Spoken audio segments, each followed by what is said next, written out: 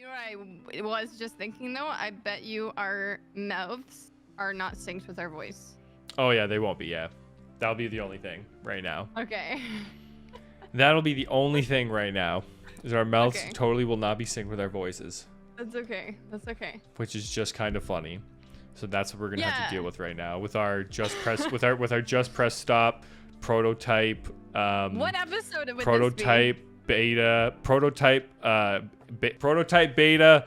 What's call a it what beta? that what the hell is pilot? There you go. A pilot at the beginning of a Pilot. show. For season 2. Season 2 pilot. Yes. Season 2. Episode 1 then. Just press stop. Making a comeback. This is our big comeback. That's so funny. She's back. Oh, camera night. I'm back. The last time we did one was Actually, it was right before COVID. yeah, it was COVID-19 update. Was that the one that you literally called me for? Yeah. Oh, Yep. sorry. Oh, yeah, that's right. Because I'm. Oh. Are you changing the window? Oh, hold on. Yeah, hold yeah, on. yeah. So you got Hold so you gotta on. make sure all of your other windows that whatever Oh, window shit. I'm on, basically you can't touch. Oh, fuck. Okay. Yeah, that's right. I forgot. All right. Okay, hold That's on. why I opened a new window in my center window, so I just have opening a bunch of stuff there. Okay, there we go. You're back. You're back. Hey. Sorry, my bad. My bad. My bad. My bad. Your, I your forgot that was camera's so clear. I get frustrated because my light in the back flickers and I don't know how to fix it. I think that might just be It's a frame matter rate thing, but of- I don't know how to sync it. Oh. I kind of thought that was just like an LED thing, though. Because it's like a frame rate to like the camera, you can sync them, but this one doesn't. I just can't. I don't know how. I fucking can't. It won't sync to Yeah, any of the different frame rates. My sign did the same thing, though. That's any consolation. Ah, like, that does make me feel flickers. actually a little better. Not gonna Yeah. lie. So it's not just you. It's the sign. It's not you. It's the sign. It's not you. It's the sign. Yeah, fuck you, sign. But yeah, I got this. So I've got my new puppet combo shirt on today. Blood wash. Oh I was hell yeah! thinking, I have a boring shirt on. It's just this shirt. You. It just has like holes on it, which is like cool holes. Holes are a fashion statement sometimes. Like air holes. Yeah, you gotta breathe. You gotta let the chest breathe. Breathing course. holes. So you haven't played? Do you play horror games? I was like kind of thinking about that today. I was like, it's just like more of like a seasonal thing for me because it's more of like a mood. Yeah. I like them Right. though, and Okay. I just need that horror motivation. You know what I mean? I've You just do been have to in like the mentally prepare. yes. I've just been in like the Souls. Like I'm trying to platinum Sekiro, but I've also got like an Elden Ring randomizer and then the Wulong Fallen Dynasty is a Souls like. So I've just got 3. Right. And they all run completely differently. So it's like, why am I doing this myself? But that's just what I've been on right now. What game are you thinking about? Oh, I was just kind of curious what horror games you had played before. Have you played Outlast? You played Outlast, right? Yeah, I Do you have I like a played favorite 2? horror? Outlast is pretty good. I don't know. I'd have to think about that if I had a favorite horror game. I do think Outlast is pretty good. I played the Whistleblower DLC. I thought was good. It's I haven't played genuinely 2 yet. terrifying. Yeah. I was looking up earlier, actually. I was looking up because the other night I completed the Path of Pain in Hollow Knight, Oh my fuck. which was crazy, and I was like, that's got to be one of my most Claps. shining Fucking crazy. That's like one of your highest like gaming achievements. Yeah. Yeah. And I was thinking about it because I was like, wow, you Oh, do I the wanna Path of put it- Pain, you don't even get an achievement for it. You don't get What? nothing for it. Yeah, there's no It's achievement. one of those. Yeah, it doesn't count towards percent or anything. It's just basically for like to flex. But it had me thinking. I was like, I wonder what is considered overall like the hardest video gaming achievements to like accomplish, just like overall. I mean, I've watched a couple videos on it. And Yeah, I was curious about that. I'm pretty sure there's one in Hollow Knight. One is Hollow Knight, or one of the achievements in Hollow Knight is like there's a boss that only like 6 people have beaten or something like that. Oh, really? Yeah, so there's like things like that where such a low amount of people have done it. I don't remember. I don't know much about Hollow Knight. What is it? Hold on. Okay. Hollow Knight boss really hard. I don't know if that's really hard. It might be Wait, like, you know what? I Let me don't just know, like- rip right to YouTube because it's a YouTube video. Okay. Hardest bosses in video game history. Let's see. I know there's a Hollow Knight one. It's a modded boss. Historian Jill says that's the modded boss if I remember correctly. Oh, it's a modded boss. That's interesting. Really? Because I was gonna say maybe one of the hardest bosses in Hollow Knight is Nightmare King Grim. Oh, but... true. I think it is a modded boss. I think you actually. Now that I'm actually looking, I think it is.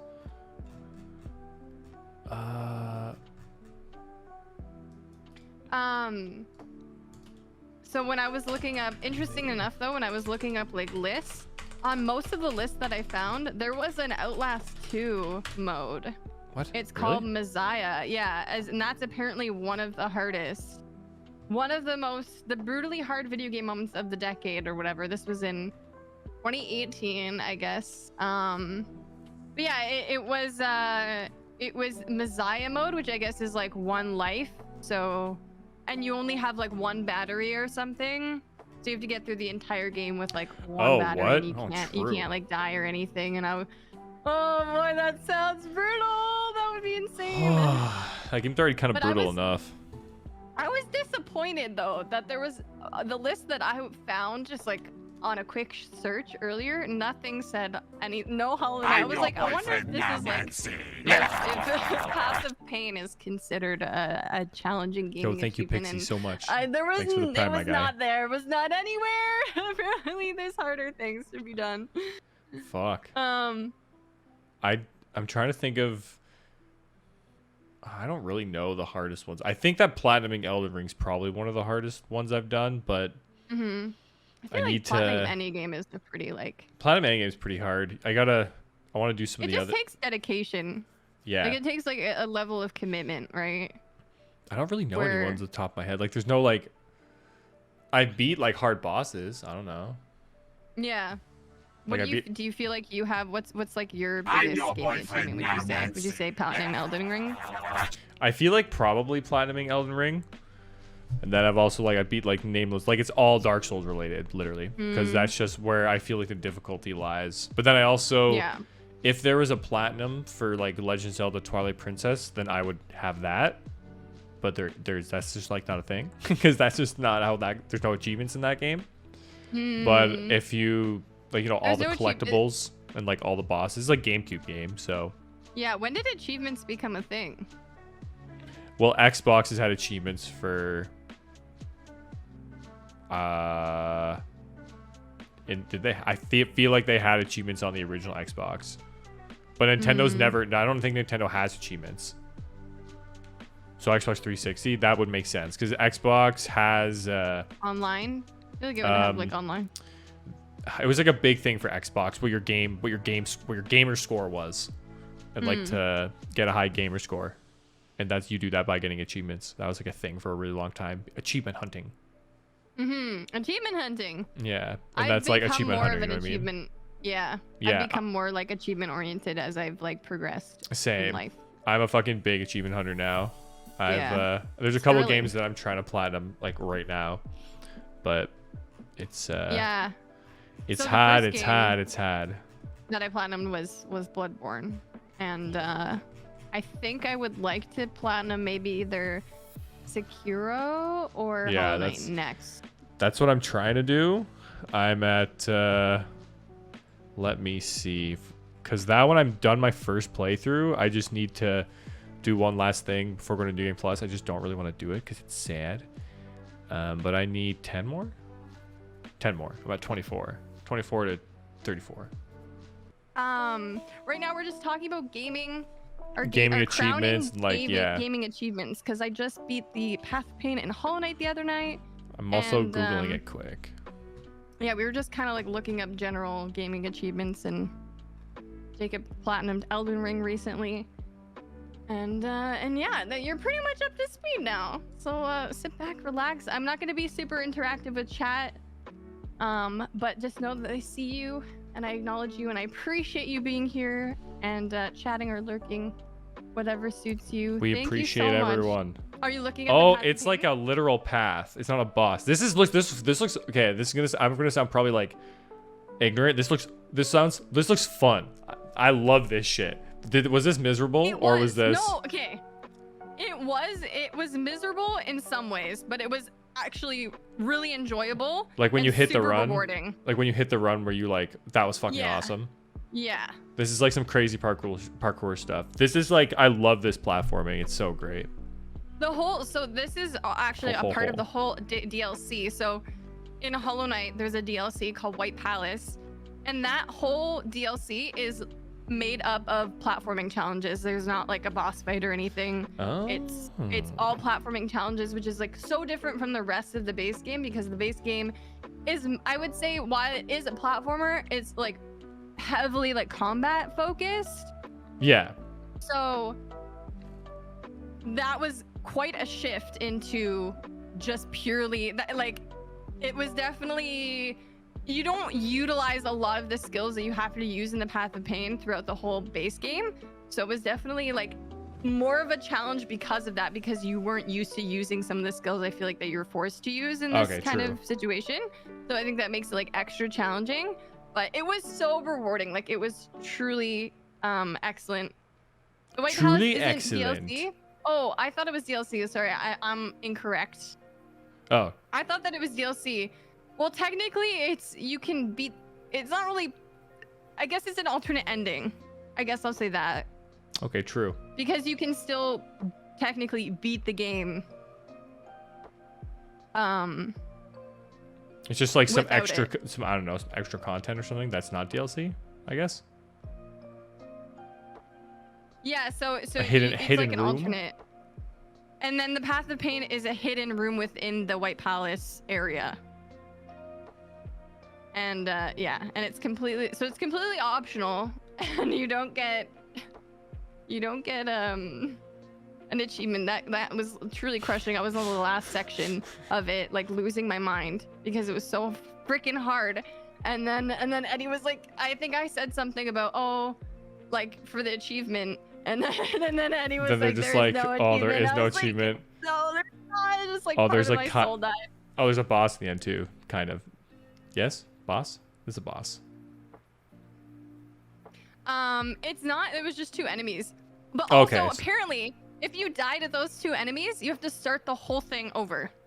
So there's checkpoints throughout, and that one you just get fucked. There's checkpoints. Yeah, there's checkpoints in the sense that like once you reach like a platform.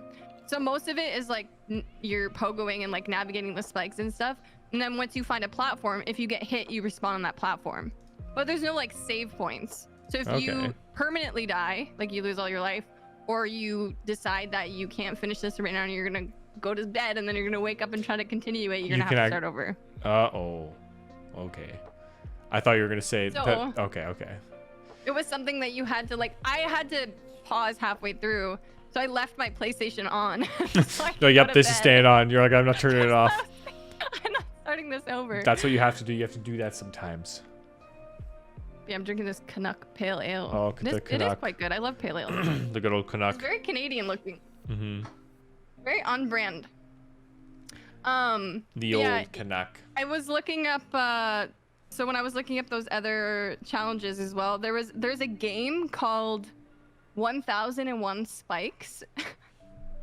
And I just thought that was so funny because like spikes are the bane of my existence in video games. Like if there are spikes, I will impale myself on them. Like no matter how impossible the task, it'll happen.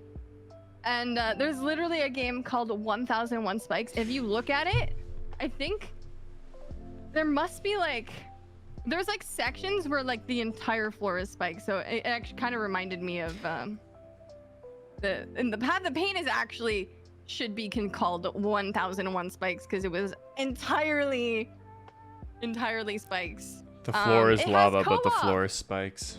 Oh god. It's a precision platformer. Ooh, that could be a fun one for us to co-op. Oh god. Maybe. Oh god.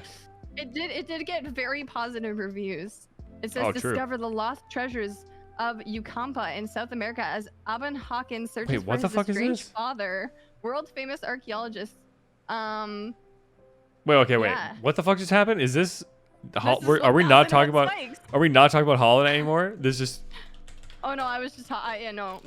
I mean, I'm What's talking about 1001 both of them at the same time. Oh, sorry. I thought 1001 Spikes was like a part of Hollow Knight still. No, it That might was as well be. okay. Wait, this is a multiplayer game with 1001. Okay. I sorry, my brain's slow. I caught up. Hello. Oh, Oh, get this looks. 1001 lives. Oh, this looks fun. Oh, interesting. I thought it was. It does kind of look fun. Precision platformer. Oh, this like looks kind of fun. Yeah, it's co-op. We could totally play it. Not good reviews. I love me a good platformer. This does look pretty fun, actually. Me too. Me too. You played. So you started Hollow Knight, didn't you? Yeah, and I got fucked at I don't know, a certain boss, the tall ones, and there's two of them. Oh, Mantis Lords. Yes. There's 3 of them, I think. 3 maybe. Yeah, there might be 3 of them. They Did they shoot like little blades at you? Little white blades. Yes, I think. Okay. Yes. It wasn't that far. Yeah, that's like a decent. It's like a midway kind of thing. Maybe not even quite midway. Yeah, that's it's a ferocious fight. Yeah, fuck them. It's a good one. So I'd get really mad. So I was like, yeah. I kind of stopped playing that. I have it on the Switch. Okay. Interesting. I got it because I got it free when I got the Switch. I got like 2 games. I got the Switch and I got a $50 gift card. So I bought Hollow Knight and don't even remember. Ukulele, I think. Ukulele? Yeah, it's like a Banjo-Kazooie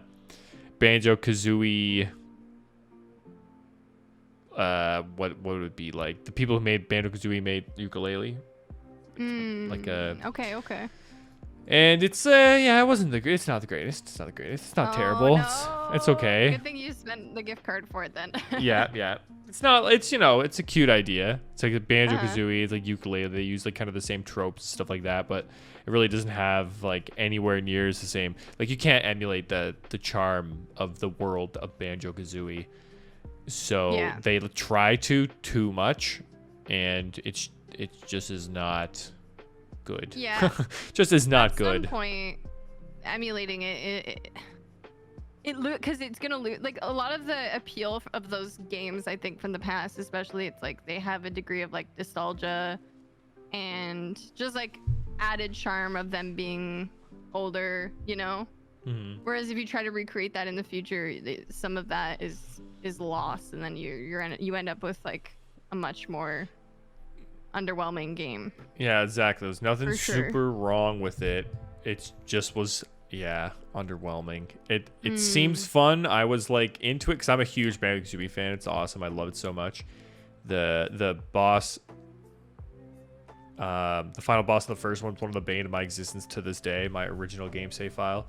Love the games. Tui's a whole discussion on its own, to be honest, but they fucked the whole series up with nuts and bolts, so no one talks about that one, and then they tried to like revive it. It was almost like Back 4 Blood and Left 4 Dead. It's like that. Yeah. And then but it's like ukulele to the Banjo-Kazooie, and it was another not good one. Which is sad. Why do you say Tui's a whole thing in its own? Like in a bad way? It's like a mixed bag. It's a very mixed bag. Because it's cool because it's huge, but my fucking, because it's big, and it's almost like, it's weird. It's almost an open world game before open world games. But the amount of, anyone who plays that game can't even argue with me. The amount of backtracking you have to do, that is so infuriating. It's so fucking infuriating. It's so infuriating. It, ruins the experience. But there's some really cool ideas and really cool bosses. All the music's phenomenal still. The layout's still really cool. There's some cool things. The game's cool. It's just fucking Christ, it's annoying. I can get deeper into it. Yeah. I can get deeper into it, but at the same time, you're probably gonna be like, what? I don't know if you played Banjo-Kazooie, so.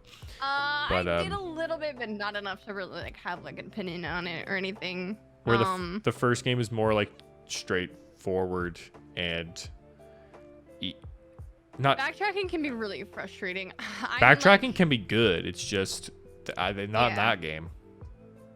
Yeah, I guess it depends on how it's like executed, because it can be kind of fun. As you, especially if you like to explore, as you kind of like reach new points where you can't go, so you have to go back. Yeah. And then you're like, okay, how do I get up there? And then you end up finding this item or ability, and then you're like, oh shit, I can use that to like open this to up do or that. whatever, and Yeah. then you go all the way back. So it's kind of like makes it a little bit exciting in that sense, that whole like sense of like exploration and discovery. But it can certainly be frustrating, especially if you're like me and you're like really directionally challenged in games. Cause there's always a point in that game where I get stuck and I don't know what the fuck to do. You're like, well, where am I? Yeah. There's always this one point where I don't know what the fuck world to go to, where to go, and I just I'm like, grr. Yeah, the Switch has been releasing some pretty cool like updates though. With they have the Game Boy. You know how they have all the like retro, they have like Super Nintendo and Nintendo 64 like libraries and shit. Now they have the Game Boy. The thing's basically like an emulation box now. It's kind of funny. Yeah, it is. Because it really is like a bunch of emulators. But it makes sense for them to do that though, because like to lean on that stuff. Yeah, people were using like emulators, like third-party emulators, right? Which obviously they would want to discourage. So having like everything accessible in that way, like that certainly would make like my life easier, because I don't really like to use emulators. I don't know. I'd rather just be able to like play it originally. I don't think Nintendo has much to go with like new things. I feel like coming out with like a new like Metroid game or like Donkey Kong game or like Legend of Zelda game, like Mario game, like the classic, their like own classic IPs. I feel like for them it's good to just lean on a lot of their retro games and bring them to like a handheld console like perfectly like that, and then yeah, for sure. And then it appeals to like the majority of people who still like Nintendo, who are all just like fucking us basically. Nintendo's still for kids too, but it's just different. Thank you so much for the follow, Chasmatics. Thank you so much. Yeah, it's also good for them because then they're still putting out games. Like they're having stuff to release without having to do any of the work, essentially, like, you know, or less work at least. But like having all these games available. Oh, I still do like true. Staying relevant. Yeah, I'll always love Nintendo. I'm just like huge Nintendo. I always love Nintendo. Nintendo's the shit. I have my issues for sure, but I'm a Zelda boy. So there's that. Are you excited for the new Zelda game? 69 days. Coming. Yeah, it'll be good. I have that weekend off, I'm pretty sure. So I can I'll probably no life it. I'll probably like say fuck it. I'll play like 24-hour stream or something like that. Feels great. I'm going to try to make a Legend of Zelda video before that comes out. You guys should go subscribe to Jacob's YouTube channel if you're not already. He's always putting out pretty cool videos out there. I just put out a Cocaine Bear. Right? I just put out a Cocaine Bear Did you thing. See it? Yeah, I saw it yesterday. It was fun. I do actually. It's exclamation point YouTube. Yeah. I fixed my commands, actually. Is a better way to put it. I fixed them because they were all shit. Go. But yeah, I saw Cocaine Bear yesterday with Brian. So we put on a I don't normally do a review with like other people, but I was like, oh, let's do one together. Meth Gator, that'd be fun.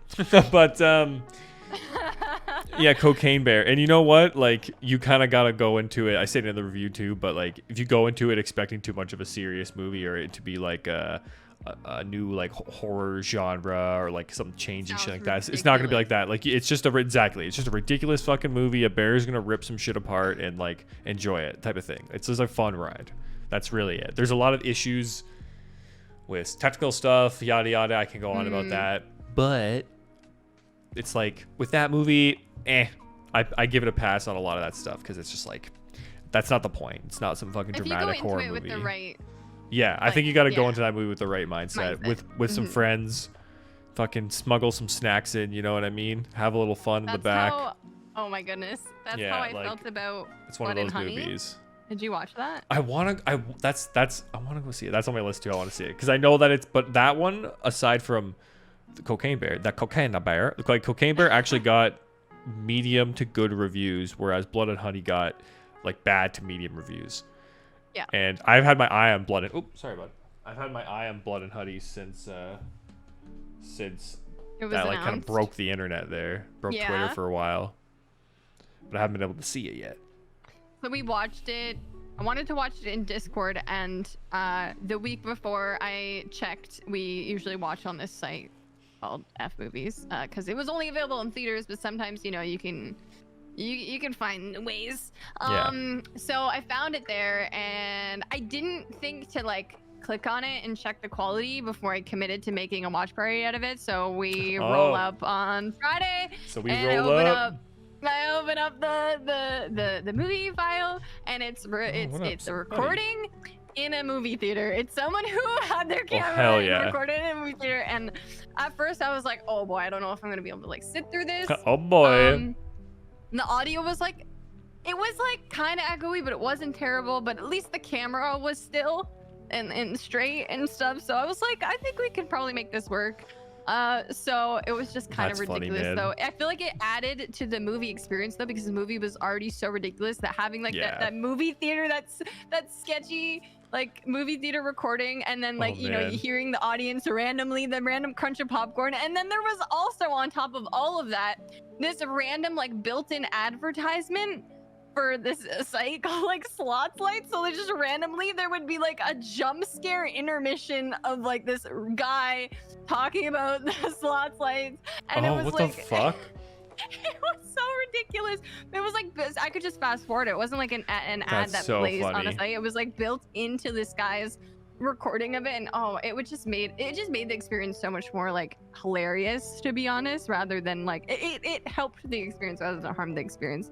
The movie itself, about as bad as you probably are expecting it to be, but it was interesting to say the least. That's funny. But yeah. So silly. Yeah, we all got jump scared though, because it was like whatever shitty quality movie thing. We're all just like not expecting there to be an advertisement in the middle of it, and it was so loud. It jumped in and it cut in at the most random moment. It was so loud. This guy was like blending. I don't even know. He was like using his blender, and we were like, "What the hell was that?" He's like, "Sup, bitch." I was so happy. It was ridiculous, but yeah, Cocaine Bear. I want to see it, but part of me is like, I just feel like it makes me sad. You know what happened at our sad theater? About it. Sorry, but at our theater, when the lights went dim, they just fucking started flickering like crazy. And I was like tripping out, because that's just like, I don't have like an issue with the flicker, like with that stuff. It's just with, well, no, I do. It's just with flickering lights. It's not like I have epilepsy or anything like that. Is what I was trying to say. I just couldn't think of the word. It's just the flickering lights like really bothers my eyes, and I get like really quick headaches from that kind of stuff. And it bothers me too. I hate flashing lights. It bothers me like crazy. So these things were going fucking nuts for like the first like 10 minutes. And this poor like, I don't know, she's probably like fucking 16 or something, this poor like movie theater girl comes in and she's like, "We know the lights are flickering, we're sorry, we're trying to fix them." This guy in the back row is like, "That's fine, just give us a refund." Wow. And then he got which like Classic. It's, I think, again, that's a movie you go with your friends, you fucking have a good time. But he that gave him some confidence a couple times throughout the movie. And I know that because I've been this guy before, so I'm allowed to say these things. It's like he got some confidence throughout the movie, and he started yelling a little bit. Yelled a couple times now, and be like, "Hey, you shut the fuck up now." Now What's he yelling about? Just random shit. He'd be like, "Oh yeah," I was like, "Oh, what's like one character's name?" Like, "Oh, Tommy," or whatever. And he's like walking out to go to the washroom, and he was like, then he yelled something else. You know what I mean? And I'm like, it's not. There was like, it wasn't a full movie theater. So you know what I mean? It's like, right. So it also does depend on like the movie. Like if the movie's jokes, then it's like, and it was. Gonna be as upset. So I'm not trying to like be that mad at the kid, but I was like, I kind of laughed because I'm like, I've done that before. I remember I was hammered at like Paranormal Activity 2 or something like that, and it went dead silence, and I yelled something in the back, and and then the whole theater laughed, and then it just gave me more confidence to like yell more shit throughout, and then other people started yelling, and then the whole theater was just like chirping the whole movie. It was actually hilarious. So I'm biased. It was fun.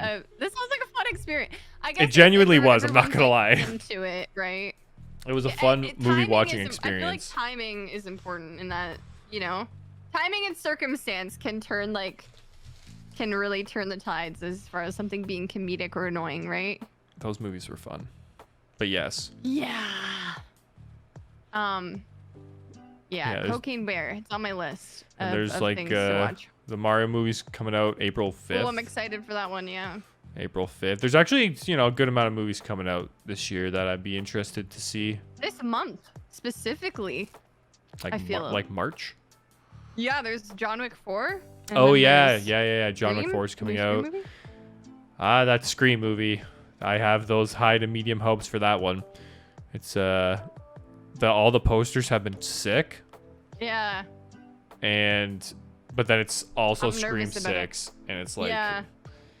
I don't have high hopes for it, I'll be honest. Well, I shouldn't say high hopes. It's just like, I hope it's not bad because like all the advertisements is pretty fucking cool.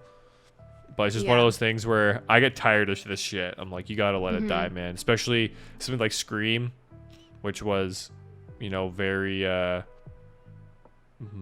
changing in its genre. You know, it was a pretty big deal. And why are you gonna milk the cow? Like, just let it die. Like that one fucking movie with the Roman guy. The Are You Entertained? The Spartan guy. What the fuck that movie is called? Gladiator. They're making a second one. It's like, why? It's been like 20 years. Let him die. Let the cow die. Why are you bringing it back to life? Yeah. Yeah. Some franchises just go on. Like, we can't get out of the fucking this one era of movies, and then we can't get out of like the one era of cartoon shows where they just keep remaking all of the cartoon shows from like the 2000s, and they just keep remaking all the movies from like the 80s and 90s, and it's like, stop it. Yeah. Like, stop it. Stop making Fast and Furious movies. The millennials. Yes. They're preying on millennial nostalgia. For sure. There's a lot of interesting things like that. It's not working. I don't know. I've always been a kind of the belief that, I don't know, it's better to, rather than to remake or like take a concept that's already been done and then, like, especially when it comes to like for example, like remaking Ghostbusters and having like an all-female cast, like things like that, where you like take the original movie and then you like just create like an all-female version of it. I'm like, you should just make. It's like, why just make something badass, fucking female casted movie? Why do you have to emulate something that already exists? Bridesmaids. Yeah, the movie's like that. I was saying that movie's funny. I like that. I like that movie. There's so much potential for that. Yeah, I'm definitely really skeptical of like remakes or like, you know, continuations or reprises of franchises or movies, like just because they know that it's easy. Like it's like they know that this has a following, so there's no really like a risk, right? There's more risk when you create something new. Exactly. Yes, and it's like, why? What I keep coming back to is like the if it ain't broke, don't fix it, and it pisses me off because it's just like. Why? Because then all this creativity stops. We had this crazy like jump of cool stuff, and now everyone's just doing the same shit, and it even is the same with like Hollywood or with like I don't know, whatever, because it's just they find, oh, this has worked, let's make it again, let's make another live action of this fucking anime, let's ruin this fucking show, let's ruin this video game adaptation. And then luckily, you know, they've hit a kind of segueing. I haven't seen The Last of Us, so I can't really talk too much, but I've heard that it's amazing. And now like I know they're fucking with God of War, like Amazon Prime is, but it's gonna be, I could guarantee you, like 4 to 5 years before you ever see God of War on Amazon Prime. So that's ways out. But then it's like, wait, they're making a God of War TV show? Amazon bought, Amazon bought it, so they're making a God of War show. And they're making, what's the other game they're doing? I can't remember. They're just doing shit all the time. And there's another game, I wish I could actually remember which one it is. I might be able to find it quick, but I don't know if I can do that quick enough. Yeah, some of that makes me nervous. I mean, like, also It's just they can do it well. It's just again I go back to this point of like they don't get why you lazy. gotta fucking do this? Like they do it because it's easy and because people will buy it. It's like why, kind of jumping around here, but it's like why, Pokemon can get away with being Pokemon and why games like that can get away with just doing the same shit, using the same name just to get away with a whole bunch of stuff. That's why Pokemon is like eternal. yeah. Oh my god, Pokemon That's why will like never die. not like the Halo TV show. It's like why they can get away with that because they used fucking the Halo name when really it was Apparently just that was some really bad, random though. it was just some random sci-fi show that they were like we should make it Halo to make it make sense. That's another thing too, where I feel like sometimes they'll use the name. Yeah, right? literally. They'll take, this happens a lot with like maybe books. I feel where it's like they'll take the source material, but rather than like staying necessarily true to it, it ends up becoming like its own entity. And I'm like, well, you should just like, why didn't you just say inspired by this or whatever? Like, they just want to. It comes down to wanting to fuck? take the name and taking the legend that already is associated with it. As Yo, we're that's talking crazy. about shit that's being like rehashed, the Ninja Turtles I is one of those honestly series that just haven't like seen. goes crazy. I'm not like a Ninja Turtles guy. I just am like, you're putting Seth Rogen, John Cena, Paul Rudd, and Yeah. the Giancarlo guy have and my Jackie attention. Chan in a cast. It's just like you have my attention, like Absolutely. hardcore. I'm always impressed with John Cena, to be completely honest with you. He always John Cena. he's always been a show seller for me ever since that For sure. this one military movie that he's in. I remember I watched when I was young. It was one of like the first movies he was in after wrestling, I think. I was like so funny. I was like, what the fuck is this? And then I'm like, oh, he's actually good. I love the wrestling to actor evolution. I mean, wrestling is. It makes acting, though, sense, really, like- at the end of the day. So. Yeah, it makes sense to a certain degree how it works Like, out. Yeah. Like you got to be good at it, and like people like I rip on fucking wrestling all the time, but like they're actually good. They're good at that. You can tell when Yeah. they're not. Oh, it's very entertaining for sure. I'm like literally Um, scrolling at. I'm like trying to But yeah, find other shit that they're going back remaking. though a little bit here to why you're my God. looking that up. They're making going back another to, like, Alien movie. Scream. God damn it. Oh, interesting. I need to brush up on my alien movies. I have them all. We should watch them. I'd be down. I'd be so down. I have them all. But yeah, going back to Scream 6, the last time I went to the movie theaters was to see Halloween Ends. And like I'm a huge Halloween fan, and that's a franchise that is like they kind of I think need to just like let it fucking die. But it was especially exemplified when I left the theater after Halloween Ends so disappointed. I was literally seething in the movie theater watching that. I was so oh my god, it was the biggest I have cinematic not. Yeah. disappointment ever. What's the one when he kills that kid in the forest with the tree branch, and the movie opens with him like killing his gerbils. It's like Rob Zombie one. Rob Zombie does things like that. I think it was. He did two Halloween movies. Are you talking about Halloween movies? Yeah, we're talking about Halloween, right? Yeah.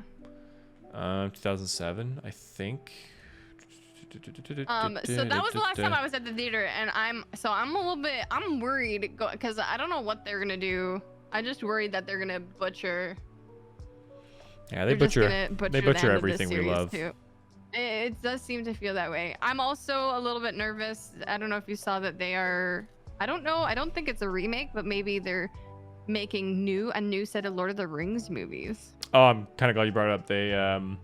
They want to make Lord of the Rings like Star Wars, and I was like, well, it already was until you made another 9 Star Wars movies, and now it's something completely different. It's like, bro, there's already like, you got the fucking 3. What is it? The 3 Lord of the Rings movies that are the prequels with the dragon. The Hobbit. The Hobbit, and like. I know a lot of people might give them shit. Whatever. They're honestly entertaining enough. I'm not gonna lie. Oh, I think they're decent. People shit on them. They're not to scale with the original trilogy by any means, No, but they not are at all, incredibly not at all. entertaining. Yeah. And it's like they're gonna try to do it, and bring back all this crazy stuff and rehash like the same type of story with just different characters, and it's gonna be like, oh man, what is this? It's the Legend of Zelda. Like, can we not like just Stop it. Like, it's like, please just stop. Like, we're good. Those movies are like so perfect to me that like I don't know. That's like what worries me about like any And the sort the of show was like bad. 2023 touch on it. You know what I'm saying? But like Yeah. They had an Amazon, the Lord of the Rings Amazon show. That was like bad. I didn't see that yet. I do want to watch that. There is lots of lore within like Tolkien's like whole universe, which I feel like can be used to create more movies. Like I think if they do a different age or something, like if they draw from a different part of the lore for the movies, perhaps. I just hope that they don't. They gotta like, go somewhere else. Yeah, they gotta go somewhere else. Yeah, they gotta go somewhere else. It's a big enough world. They gotta go somewhere else, and then maybe you can just be like, in one of the episodes, they're all gonna die, and then someone gets knocked with an arrow, and it's like Legolas. It's like, oh my god. And then it's like, there's your fan service, and he has like a shirt off. It's like, there it is. There's your fan service. Yeah. Yeah, I don't know. I know. I'm a little nervous about that. I don't know why. It just. I don't know. It like makes sense from money perspective because they see the money and they're like money, and people are gonna watch these shows kind of regardless. But at the same time, it's it hurts my soul. Yeah, like we were saying, it's just less risk to create your own original media and. Yeah, but then when the original ones come out, they stand out. Yeah, absolutely. Bad hiccup. Like, Ooh. It also does depend on like I think it was Imperial or no, Banhammer says one of the reasons why the Lord of the Rings was so good was the directors were fans of the medium and they knew the source, and I think that's also an important point to make when it comes to like adaptations, especially like in don't get motherfuckers times. who aren't fans. It pisses me off so much. I want that Superman guy on all of the things that he wants to be on that he's a fan of. The Warhammer.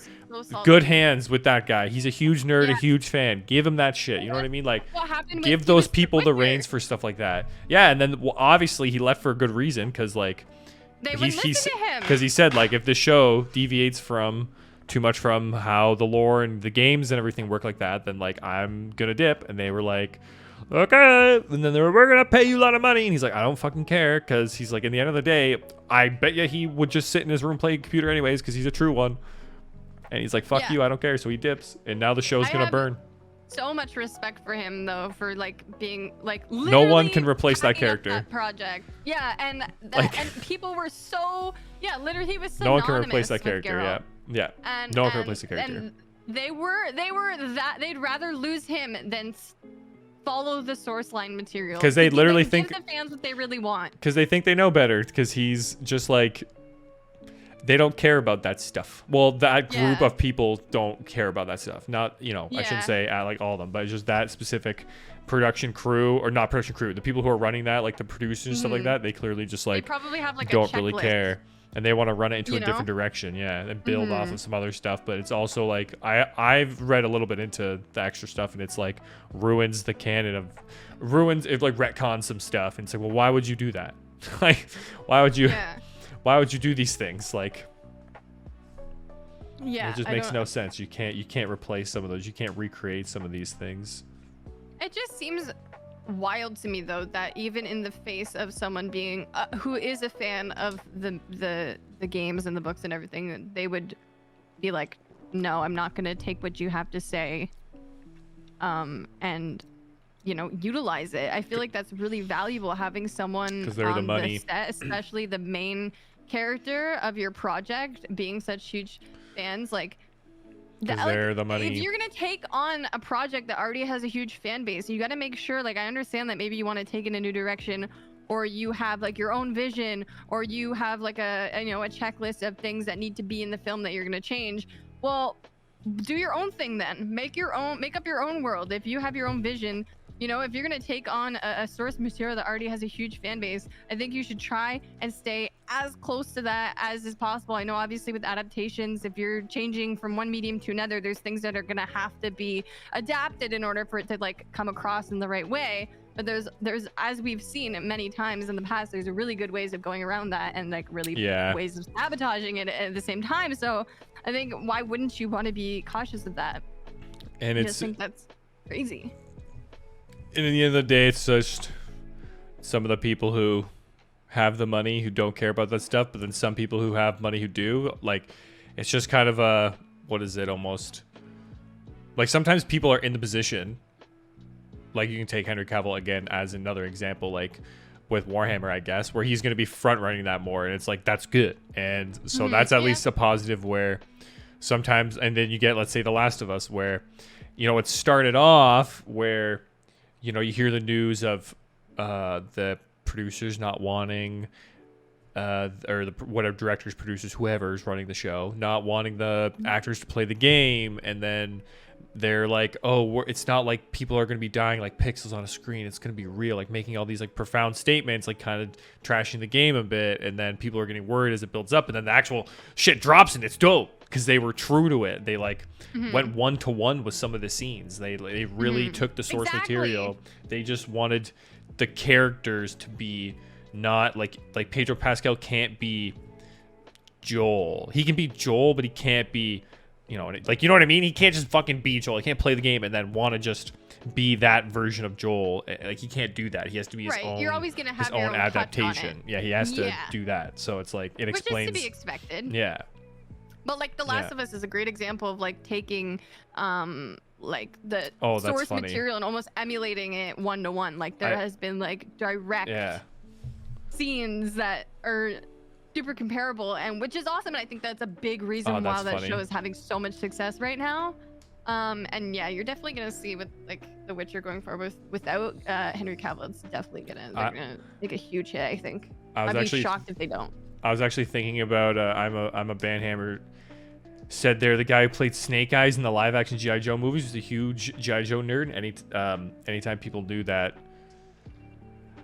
he's a bit of a method actor, and seeing how Snake Eyes never talked on set. Ray Park, the guy who played Darth Maul. So the funny thing is about that movie is that was a banger, right? And because he was such a nerd on it. And then the next one, what ended up happening is the fucking Rock brought his ego into it and ended up making the next movie like all about him being some like the super villain behind it type of thing, which makes no sense. And he kind of ruined that like franchise because he found something big and tore it down, basically, like truthfully. And that character ended up getting sidelined. And same with like the Channing Tatum character, who was like a really big character, and now got sidelined. And it's like kind of weird segue to The Rock, but he does this with things. Same with like Shazam. He saw just like this big opportunity, wanting to steer it into making him with a Superman villain, and he's not even a Superman villain, but he saw a way to like manipulate, because people already wanted him to be fucking Shazam, and he just like took this IP and tried to steer it in a direction, and it like just did not work out at all. Yeah, and now he's fucked it all up. Taking, you know, big actors or like, you know, people who just fuck this shit up when they see the money. Yeah, and it's it's like that might not be a good fit, but it really does just come back to like, oh, we're gonna do it for the money. Yeah, and then you have Henry Cavill like coming back as Superman because he loved it, because he like loves that thing, and then it ended up being like taken away from it. He was like, probably was so sad, and it's like all because of the fucking Rock being this fucking selfish, and then it's like that's how you get those people, because they see the money. It's like the difference right there. Are you talking about for Warhammer, or for like because The Rock got Henry Cavill to come back as Superman for a post-credit scene in the whatever movie, but now he's not Superman, and it was like, I forgot. Is like The Rock was doing it because he was trying to do a fan service thing, but really clearly not actually understanding anything about the characters and shit like that. It's like this motherfucker. He's done it with a couple things too. Even, you know, I mean, I can rant about The Rock a little bit. I have my own conspiracy theories about him. Like he took he took the whole fucking Fast and Furious shit, made that about him too, almost. It's like he loves making things about him. He made a whole Calvin and Hobbes series, like spin-off from it. Like he fucking what was the other one? Like he has a thing in his contract, right, where he can't lose fights. That's like in his contract since he was a professional wrestler. And Idris Elba has a thing where he also can't lose in fights. And they were in a movie together where I think it was a Hobbs and Shaw movie where they had to fight. And I think it was like a draw or something like that. They ended up doing it. But then Idris Elba comes out with a song that's a banger, right? That was with the music song. It's like this fucking huge banger, right? What do you think The Rock did after that? It's about trap. It's about power. We stay hungry. We devour. Put in the work. Put in the hours and take what's ours. He just comes out with a song out of nowhere. Because this man refuses to let his ego be deflated. He must be number one at all times. Wow, I didn't even know about this. I'm deep in the rock hole. I'm deep in it. Oh my. I'm crafting my case. You tell. I'm deep in the rock hole. That's funny. Deep in the rock hole. Yeah. Yeah. That's great. I mean, that did sound like some fire lyrics. Yeah, I don't know. Yeah. It's like, there's no way he wrote that. And it's like with Idris Elba, there's no way he wrote that shit either. It's like they just gave him lyrics and he was just on a song. And he even got some TikTok guy, was on some TikTok song with actually the woman who's in Scream, who's also in Friends. She was on that song too, which is really funny. Oh, Courtney Cox? Yeah. But yeah, you can't, The Rock, he's just got this ego, and it's making it about the bigger picture was what I'm trying to do, is that like there's more people like that who take IPs that people love, they just see it as the moolah signs, and then it just gets fucked, and you're like, why did you do this to Halo, man? Why did you do this to my beloved games? You know, wanting to just make it their own, which is fine. I think it's great to put your own personal touch on things, but like, I don't know, when it comes to something like you know, adaptations for shows and movies, you have to keep the integrity of the source material. Yeah, I don't know, man. I'm gonna have to like write a script or something for that rock thing. That was heavy. I looped that farther than I thought I actually could. It goes deeper. The conspiracy theory runs deep. Yeah, I'm intrigued. You know, I want to know more. I guess I need to investigate the rock hole. The rock hole. I always thought these things were interesting, where it's like in a contract he literally has that he can't lose, and it's like, whoa. So it's like the only way. It's like you know, when you have an unstoppable force against an unmovable object. It's like that was The Rock and Idris Elba, and they had to call it a draw, because I'm pretty sure in the movie they like there's not a clear winner. Yeah, rock hole. That's what we were saying. I'm deep in the rock hole. You know, when you like go down the rabbit hole, it's just the rock hole. And it's probably like tight, because he like juices probably. Sure. Yeah. There's no doubt that man's a juice. Those muscles. Those Addy muscles. He tight. Yeah. Oh damn, boy, he tight. Yeah, The Rock. John Cena's still my favorite. Bautista. What's his name? The guy who plays Drax. Bautista? No. I don't know. He's a very good actor. Like, he's just a good actor. But I still am favored to John Cena being my favorite wrestler to actor. Dave Bautista, yes, thank you. Dave Bautista's an actual good actor. Like, just straight up. What's he in? He's in Dune. He's in Guardians of the Galaxy. He plays Drax. Oh, okay. He's in this like new cabin movie, which I heard is shit. But yeah, he's in a good amount of things. Oh, interesting. The Marine movies. Knock at the Cabin. Oh my god, bro. Sorry, those Marine movies. I loved that fucking movie. I need to know what it was called now. John Cena. Marine movie. Man. Was it like 07? What was it? He was in the new Blade Runner. Oh my god, it was 06. Oh my god, it's called The Marine. That's funny. I was close. I said 07, but it's 06. Oh my god, it's on Disney Plus. On my list. Yeah. I haven't seen those. Yeah, it's okay. The new M. Night Shyamalama Ding Dong movie. What the age one? Oh wait, no, what? The Knock at the Cabin. Cabin? Apparently it's terrible. Apparently it's shit. But it looks cool. But apparently it's bad. That doesn't surprise me. Apparently it's bad, not good. Yeah, M's been on the. He's a hit and miss guy. He always has. Yeah. He used to be really good. Well, sorry, I shouldn't say that. He's hit and miss always. Always has been. Guy's just out there. I just really like. Actually, let me Google this man's name because I don't know it. 50-50 for sure. 2013. Directed by Denis Villeneuve is a Canadian filmmaker, a 4-time recipient of the Canadian Scream. Scott, fuck up. Never mind. I'm done reading. Yeah, he's a fantastic director. He directed. Let me look at his movies so I can get more. He directed. I wonder if that old movie was any good. The old movie. That one you said about the age. Oh, yeah, it looks all right. Yeah. Yeah, this dude did Insidious. He does Prisoners. I love Prisoners. He does Jake Gyllenhaal movie called The Enemy, which is really fun. The Enemy's fucking crazy. He does Arrival. He has a lot of really good movies. Blade Runner. Blade Runner 2049. Yeah, Blade Runner is on my list for sure. I would like to see that as soon as possible. He's on the Dune stuff. I'm still a sci-fi noob. You know, I'm still catching up on all of this sci-fi cyberpunk kind of material. Yeah. So. Prisoners is fucking amazing. Yeah, Roddy Piper. There's some really fucking good ones in there. I like Mike Tarantino, but I think that guy's probably my favorite. He's got so much good shit in there. If I had to actually like pick, that guy's really fucking awesome. Hell yeah.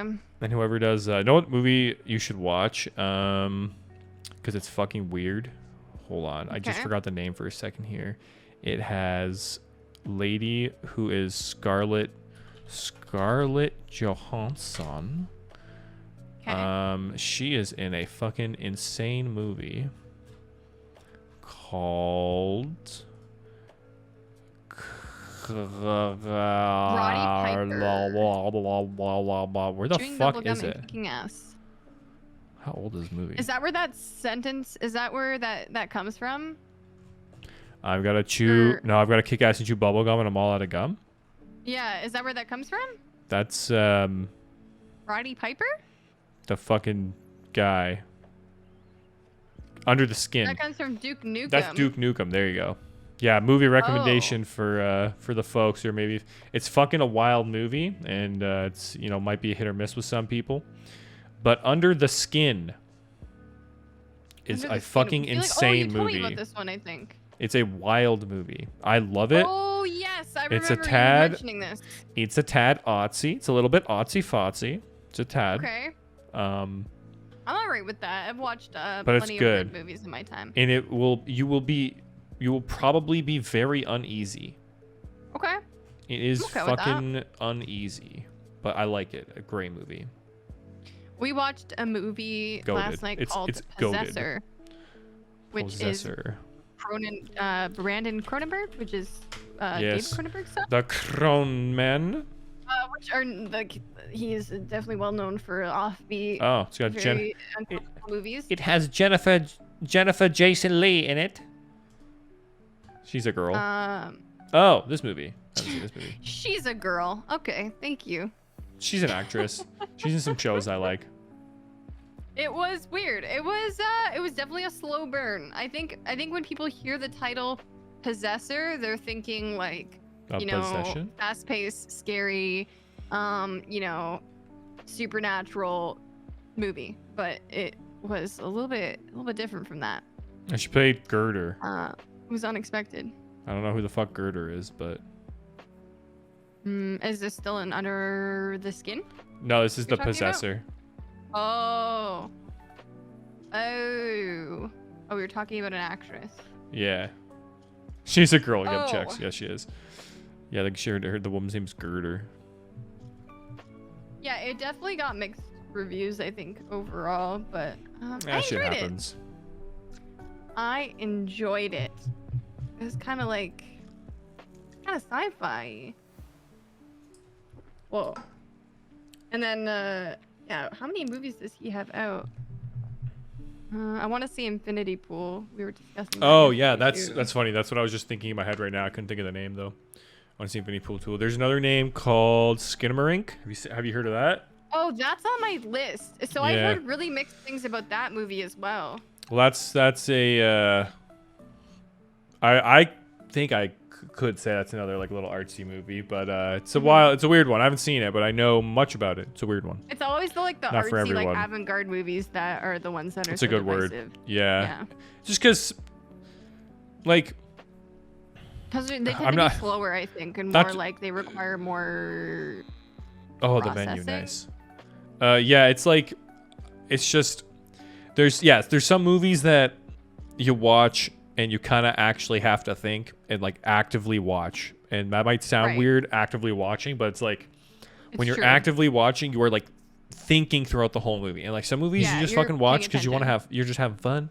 You just want to chill. It's like background. You just want to see a bear snort some cocaine and kill some people. You know what I mean? You don't got to think too deep about like the motivations of the bear. It doesn't fucking matter. You know what I mean? It's like, but some movies you got to think. And, you know, if you're going into a movie and you're gonna like, oh, I can just chill. But then it's actually like super, I don't know, thought provoking. You're just like, well, I don't want to fucking think. So and like you gotta back to the be careful, right? The mindset going into a movie. Like sometimes we have like a certain predisposition about it, and then that could be if it's wrong, then you're not gonna like that movie as much. Sometimes it takes like a couple, like maybe a second watch through some movies that you might have not liked, just like, because it's based on your mood or your expectations. Like quite literally, Pulp Fiction is a great example. You can't go into Pulp Fiction and think that's a normal movie, and for that one, that's a couple watcher, because the first time you're going, oh, like after like every couple like half hour, 45 minutes, you're just going like, oh, true, because like things loop around. Then you watch it again and you're like, true. It's like things. Yes, I love on a second watch when you like pick up on like foreshadowing details or like just things that end up tying together that you don't obviously pick up on a first watch through. I've got Uma Thurman in my other room. Yeah, he's got a really sick Pulp Fiction poster. It was my dad. It was my dad's. Very nice. Yeah. They were lucky to have that pass along. That was hanging up in the beer pong room. Yeah. There's another one, Unforgiven, which is pretty sick. That's another really good movie. Clint Eastwood. Clint Eastwood. I'm actually a big Clint Eastwood Morgan fan. Freeman. It's good. His it's old pretty westerns, good. Actually, I used to watch all those like westerns. Oh, you like Unforgiven? Unforgiven's pretty good. I mean, it's like it's good. Yeah, it's good. It's good. I was gonna be like, it's one of those movies where I could see people being like, it has like very old, like it's fucking, they're super racist shit. You know what I mean? Yeah. So it's like one of those. It's got one of those in it, but that's like it is like a major plot point in it actually. But a lot of Clint Eastwood movies are like that. Yeah. Like they're all super. They've got some dividers like that, but it's like so fucking good. It's so good. Unforgiven's a fucking great movie. Yeah. I think I'm due for like to rewatch that one. He's like he's got a weird one. It's like named after a car. What is it? Fuck. I don't know. Clint Eastwood movie named after a car? He like wrote it and directed it, I think, and acted it. Gran Torino. Oh yeah, Gran Torino. Yeah. That one's a weird. That one's a little weird. But that one it's still pretty good too. It's just that one can be hard to. That one can actually be hard to sit through. It's got some he's like super racist in that one too, isn't he? He is a World War II vet, and he lives he's got, like, near. Yeah, but he's not racist. Yeah, he like is trying to not be racist, I think, right? And he's like, and he like is like trying to be cool, but then I don't fucking know. He's almost I don't know. He's like fucking like she's like a white man Batman. Like I don't know. Some old man walks out. Get off my lawn. Yeah, he's like an old grumpy man in that movie. I remember. Yeah, that one's a interesting one too.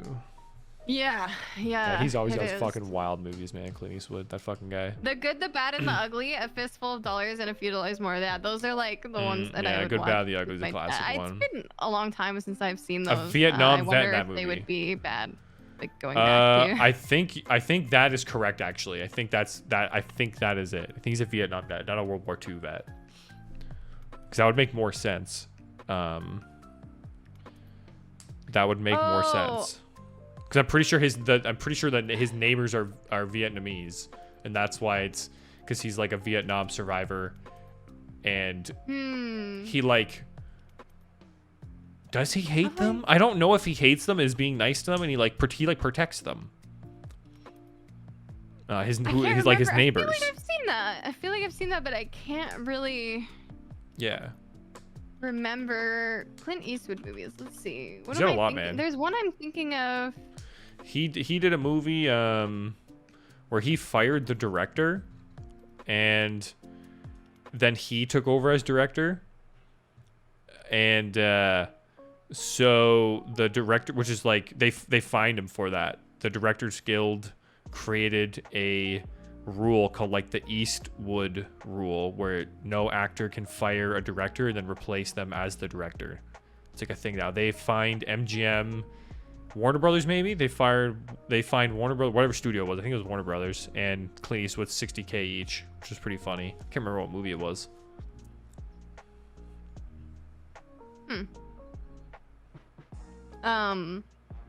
Alexia says the first Mortal Kombat movie is still one of my guilty pleasure movies. I haven't seen That's that one. fucking hilarious. Do you have a guilty pleasure movie? Me? Yeah. I mean, I guess I love, I unironically just fucking love Space Jam. Like, not the second shit one, like the OG one with Michael Jordan. I don't know if I have a guilty pleasure movie.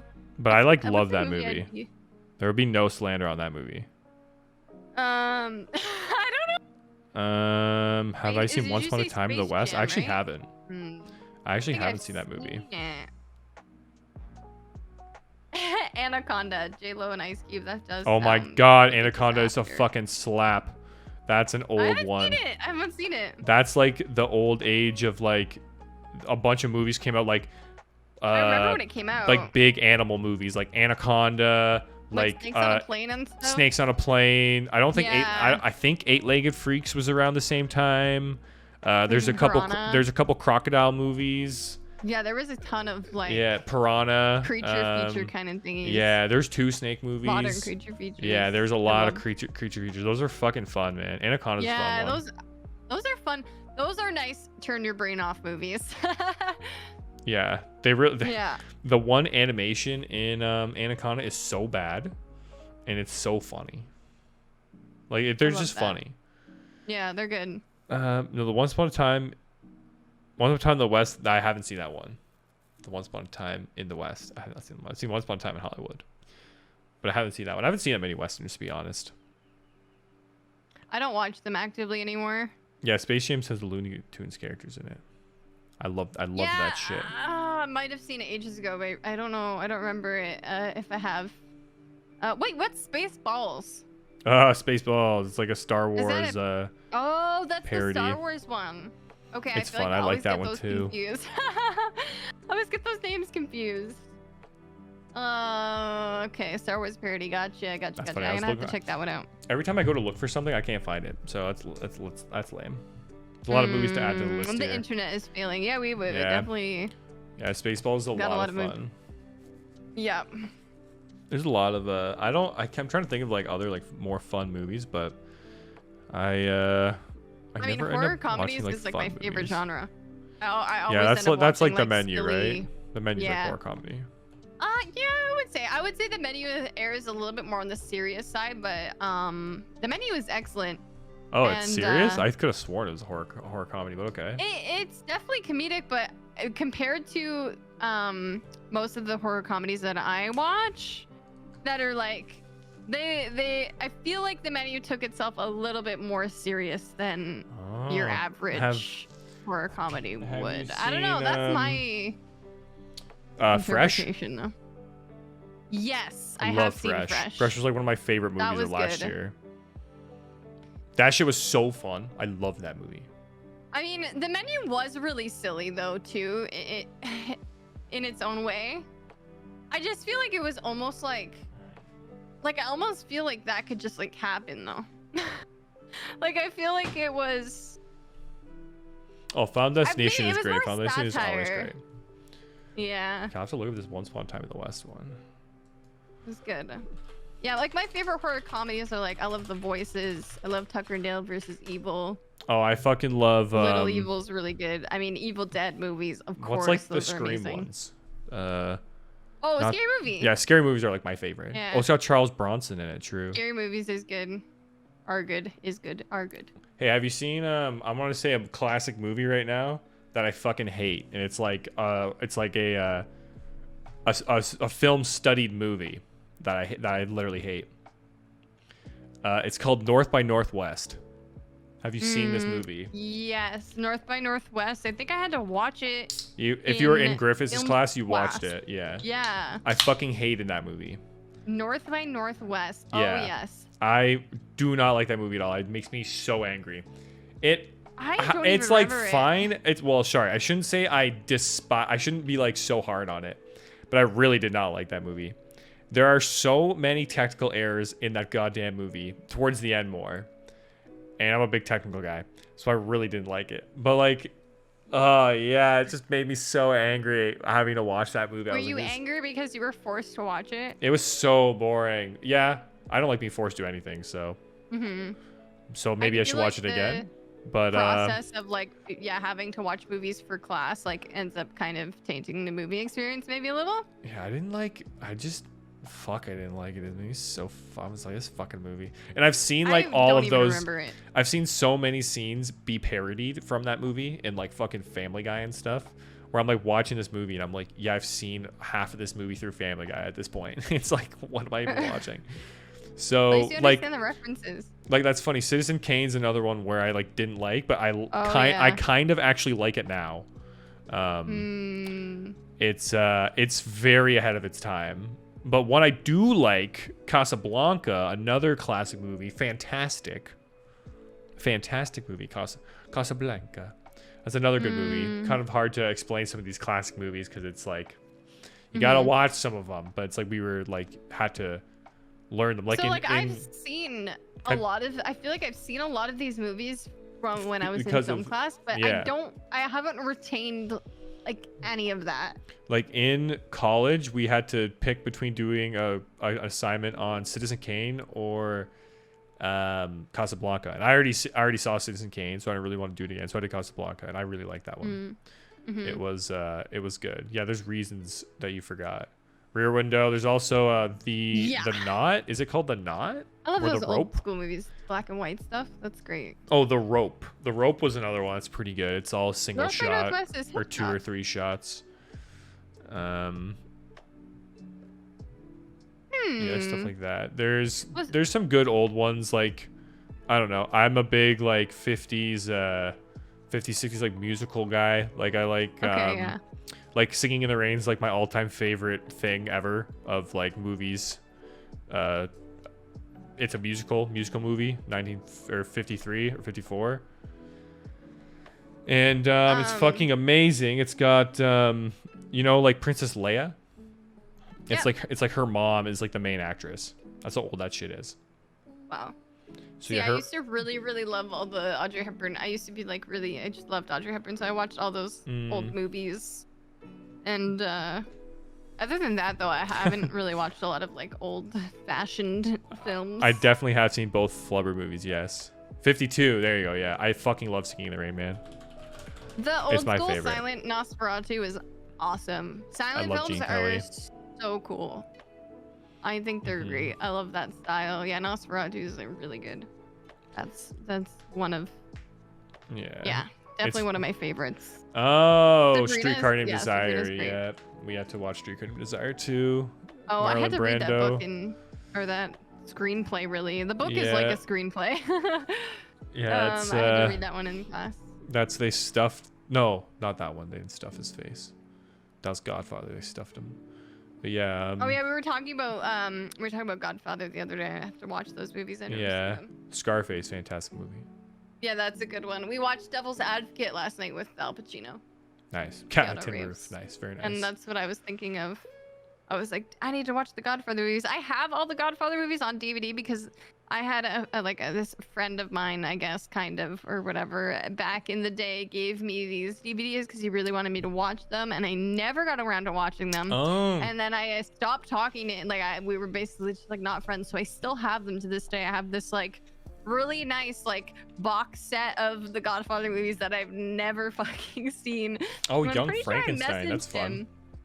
And I was like, you want these back? And he was like, nah. So I just have them. I've never seen them. It's been like a decade and I've still never watched them. They just rot. Well, I've seen these movies. That's what happens. I've seen the one of our English teachers. I won't name drop it him, I guess, but the one English teacher, I missed the class where we watched this one movie, and I was like, "Can I just like take it home and watch it?" And he's like, "Yeah, sure," because I really want to watch this movie, and I never gave it back. Still have it. I Heart Huckabees. It's called. Oh yeah. Fucking great movie. I love that movie. Yeah. It's all about basically like existentialism. The characters having like an existential crisis. That's based on a book, isn't it? Yeah, it's a great Yeah. movie. I love the opening. It's fucking I've read the hilarious. book, I think. It's so funny. It's another funny movie. Well, not funny, but yeah, I love movies like that. Or I'm just like rattling off movies that I like now. Tusk. Tusk is a fantastic movie. Tusk? Tusk, yeah. Tusk is based. All right, great story. So the movie. What do you mean no? Tusk? Yeah, Tusk. It's about a walrus. Yeah, I know the movie. Bro. Wait, that's one of your favorite movies? I love Tusk. The fucking one of the actors is the main voice actor. Was one of the actors in that movie is Sora from Kingdom Hearts, and that movie is so funny because it's based off of a real podcast these guys did. Do you know the story behind it? No. These guys. I don't think so. These guys basically like off rip just like were on a podcast and just like the guy just started saying this movie and like basically they were bantering back and forth and like came up with this movie together. And they were like, all right, if we get like X amount of Patreon subs or X amount of donations, we'll make this movie. So they literally got that. Like Darcy. I respect it. Like I don't remember Darcy from like high school. Yeah. But like he donated to it and like his name's in the credits. No way. Like, That's actually sick. Yeah, and that was actually Darcy. That was like that he made a movie about Tusk and it hit like 1 million views on YouTube. It was pretty jokes. And Whoa. And yeah, we just love that movie. It's so fucking weird. It's so weird. The end, like it just made me so uncomfortable. Oh yeah, it's weird. For the whole time, I was like, "What is like?" And I like weird movies, but it was just like, it's a weird C1. what is happening? I liked Tusk. I'll be real with you. I liked Tusk. All right, that's interesting. I didn't know that about you. I see Yeah, that I though, liked based Tusk. on Smodcast. It's because Modcast. Yeah, it's because I like know. It's because I have like the background context, so like I enjoy it that much more because I know that about it. So I just like that. I think that's like fucking cool. Campier. I would say probably like a little bit. It's like kind of campy. Like the movie. Like not weird. Not weird in like an avant-garde way, but like weird in like a campy, uncomfortable. Like just. I use the. Yeah. I'll say I use the word like amazing and like good. Like I use it kind of like sometimes flippantly when I say, because it's like when you put it on a scale, it's a little different. But it's like out of movies I enjoy. Like I enjoy that movie. It was fun. I really liked it. Not amazing in like a. Like I wouldn't give it a 10 out of 10 or like even a 9 or out of 10. But like amazing for what it is. Like for like we are going back to. We keep coming back to your mindset, right? Yeah. Amazing as the movie that you're expecting it to be. But if I were to be like Inglourious Bastards, I'd be like, that movie's fucking phenomenal, and it's like just so fucking good. It's like actually like a phenomenal movie, great fucking movie, all around. Have you seen? Okay, so Kevin Smith. Apparently, there's a sequel to Tusk. Oh, I'm thinking called of what? Yoga Hosers. Oh, That's what the internet's telling me. Oh, 2016. Also, I don't know if you've Kevin seen... Smith, Johnny Depp. Oh no! Wait, Justin Long is it? There's also hold on, Yoga Hosers. Oh geez, Johnny Depp is in this? Is it a direct sequel? Wait, is that Johnny Depp's daughter? No, I don't think so. It's part of a film series called the True North Trilogy. Yeah, it is. That is Johnny Depp's daughter. Yeah. So Tusk, Yoga Hosers, and then there's one that was announced called Moose Jaws, which is literally like Jaws the shark but with a moose. Look up Moose Jaws. Are you fucking with me right now? No, I'm not. Cocaine Bear? Moose Jaws. It looks so. It's not out yet. There's no release date or anything, but it looks ridiculous. If you look at the cover, it's literally like moose antlers sticking out of the water like a shark. I am fucking sending this to my friend right now. He will be like, what the fuck? Silly. But yoga hosers apparently exist. I feel like we need to watch that now. I think it's gonna be super bad. 2 teenage yoga enthusiasts team up with a legendary manhunter to battle with an ancient evil presence that is threatening their major party plans. I didn't know Walrus had like more movies. That's so funny. Moose Jaw. That's great. Oh my god, it has Harley Morningstein in it. That's so fucking funny. From oh my god, the meat fucking thing. Oh my god. Epic Mealtime. There you go. Thing. Oh. You know Epic Mealtime? Yes, and bacon strips and bacon strips. Yeah, and bacon strips and bacon strips. And he's yeah, he's done some bunch of other stuff since, but that's like definitely his most notable thing. Wow, that's so cool. The meat thing. Oh wow. That is fucking saw. That is fucking saw. I do love like intentionally bad movies. Like intentionally bad horror movies or movies in general. Like they can be a lot of You gotta fun. roll with it. You just gotta roll with it, you know. It all depends on the mindset. There's some movies that, you know, demand a little bit more out of you. And some people don't really. Sometimes people don't get it or appreciate that, but that's okay. That's okay. It's just, you gotta roll with there's it. there's a movie for everyone. There's something for everyone out there. Oh my god, Velocipaster. Jesus Christ. Now we're getting to the actual bad movies. Those are like bad movies. Some of them are in the bad that's good, like Sharknado. I'm gonna give that one a pass. So bad it's good. Velocipaster I can give a so bad it's good too. Flubber is Rubber. I was gonna say Flubber. I think is nostalgia for me. Rubber, perfect. Thank you. Perfect Killer movie. Tire. Rubber is insane. I would almost put that under some like artsy fartsy bit, because it's just so weird. I think that has to be based off some like podcast or something weird too. I need to see it. What? What You've about never Teeth? seen Rubber? I've never seen Rubber. Have you never seen Teeth? Are you just naming movies right now, or have you seen these movies? Yeah, these are all. No, I'm naming movies that I know are intentionally bad that I've never seen. I'm gonna lose my mind. Rubber and Teeth are fucking insane. Rubber is wild. Like I say, it's artsy fartsy because like it's hard not to kind of think as that movie's going. You're like, there's got to be something more to what's going on right now, because there's something there. Like, you know what I mean? There's something there, but it's like it's at the end of the day, you're like, what the fuck am I watching? What the hell is going on? And Teeth is just fucked. Like, Teeth is just fucked. That is like a horror movie that there's also a couch one. I don't know if that was intentionally bad. I think it just is bad, but it's like a good bad. Sofa. Killer Sofa. Eight-Legged Freaks. Yeah, I brought up Eight-Legged Freaks earlier, and that one is like that one came out like the monster movie era.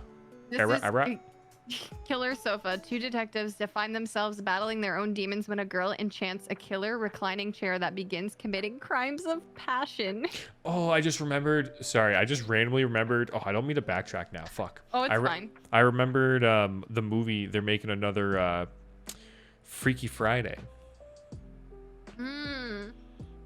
That's they're talking about that.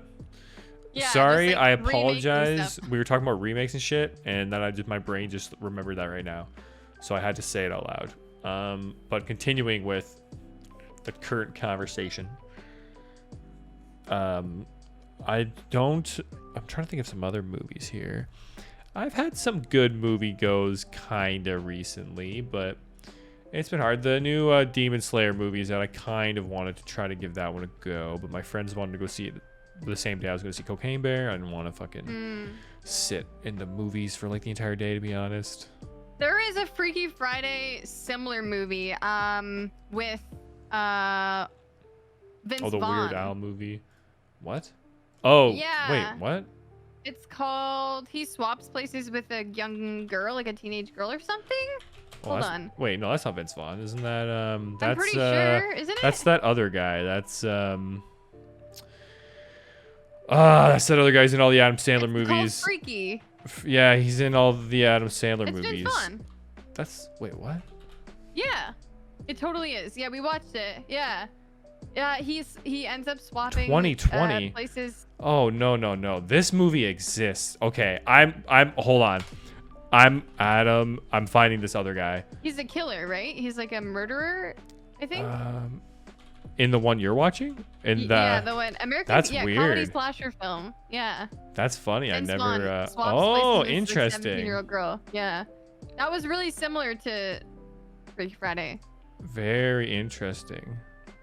There's an actor who's always in. It's just called Freaky. They didn't even try to be creative. They were Freaky Friday, Freaky. Here we go. Oh, that Actually, guy. which one was first? Oh, no, Rob that was fucking 2020. Schneider. Oh. There is a movie with Rob Schneider. The Hot Chick. Is that what it's called? Yes. The Hot Chick, yes. The Hot Chick. It's that movie. He changes bodies with a girl. The Hot Chick. Okay, I know which one you're talking about. Yeah. That's That what I one's, thought like, you were more talking about. just a Oh my straight up God. comedy. It's fucking Anna Faris. No, Rachel McAdams.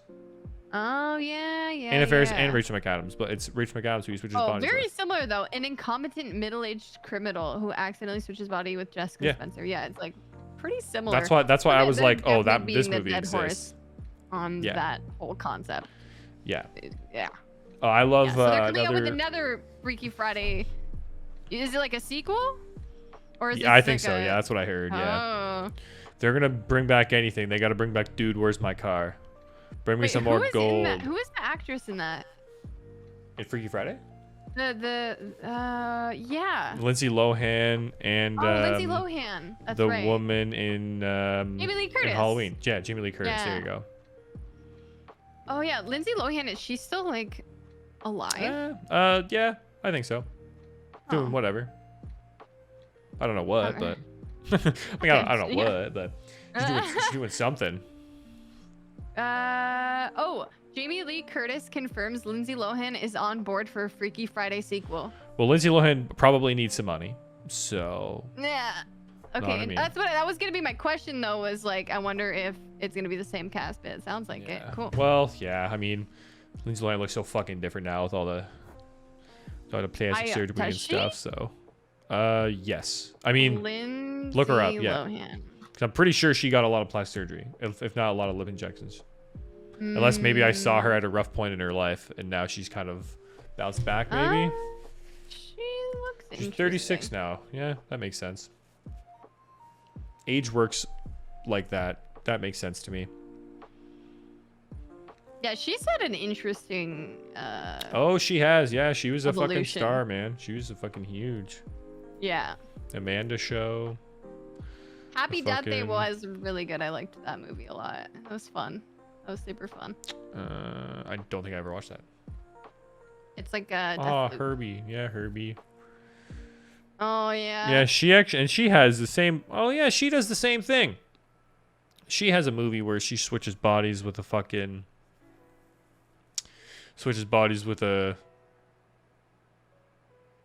Wait. Yeah, she switches bodies with someone too. Lindsay In Lohan. a movie where she plays soccer. Amanda Bynes? Oh, that's Are these Amanda two Bynes, different yeah. people? She's the man. She's She's the man. Different, Yeah, that's a sorry. different movie. My brain. She doesn't switch bodies. She pretends to be a guy. Yeah, you're right. So she can play sports or something. That movie was actually pretty great. I enjoyed that movie. So that wasn't a body swap, but that was a similar. Yeah. Okay. Yeah, we love our body swap movies, I guess. Danny If DeVito. she switched bodies with Danny DeVito, I would cry. If I just switched bodies with Danny DeVito, I would cry. Yeah, there's a couple wild movies that night. they do that. Yeah, there's a lot of movies like that. That's funny when they kind of just do the same movie, just different shit like that. They've done obviously a lot of stuff like that. Yeah. I'm trying to think of some other ones, but I don't know. But I mean, this year's got a good look for some movies this year, so that's at least good. And I don't have to fucking. What are we excited for? What's on your radar? What's your number one movie you're looking forward to this year? Let me literally look up a list because. What about you, chat? Because I hate. I don't know off the top of my head, but I will say the Mario movie will be exciting. Yeah. It'll be cool, but you know, we'll see. Making another Willy Wonka movie? Yep, with Timothy Chalamet or whatever the fuck his name is. I'm excited for John Wick 4 and Evil Dead Rise, I think, the most.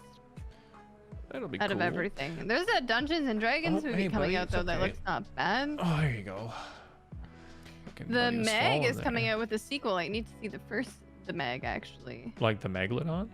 Yeah. Interesting. Oh, they're making a new Indiana Jones. No way. Yep, that'll be Oh, and the Barbie movie comes out this year. Interesting. Really interesting. Okay, well, let's go into March. Shazam's coming out. Willy Wonka. John Wick. Scream will be cool. Creed's already out. Yep, Evil Dead. That'll be cool. I want to see Renfield, actually. I'm a sucker for Nicolas Cage. And this the Renfield movie actually looks pretty good. Yeah, Super Mario movie. Oh, Nick Cage Beau is Afraid. Beau is Afraid looks really trippy. That's an artsy movie. I'm not gonna lie, I'll probably fuck with the new Guardians movie. I love to see me some hero deaths.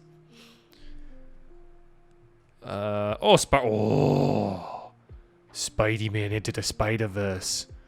Oh, that's a fucking gonna be a good one. I was afraid is Cross Ari Spider-Verse, sorry. Uh-oh. Yeah, it'll be trippy.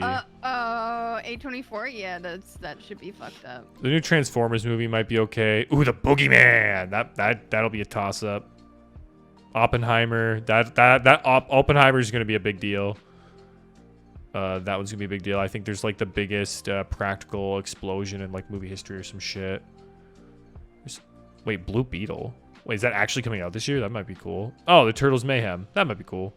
Yeah, the Meg 2. Another Dune movie. Well, there's a lot of movies coming out. There's another Hunger Games. Chicken Run. There's a Chicken Run 2 coming out in November. Ari Aster has a movie called Beau. But Beau is Afraid. I wonder if it's related. Yeah, he has a movie just called Beau, too. That's weird. That's weird. The Retirement Plan. Oh, that's another Nick Cage movie coming out at the end of the year. Oh, and this is a short film. The Strange Thing About the Johnsons. Shut your... not you. Sorry, I was going to say shut your ass up, but I wasn't... Not to you. There's a fucking Silent Hill movie coming out. Ooh. And they're remaking. Is it the remake or the remaster or something that's for Silent Hill that's coming out this year too? I don't know if it's that this year, but there's a lot of... Ari Aster has some. He did the Midsummer and Hereditary, and those are very anxiety-inducing movies. So there is a lot of shit coming out. Yeah. This is an exciting year. Yeah, I don't know if I guess Borderlands movie coming out next year. Interesting. Borderlands movie. I love how there's so many more Jack like Black gaming is adaptations these days. I'm a mixed bag about it. Claptrap? Yeah, Jack Black is king. Anything he's in, I love. But I'm like a mixed bag.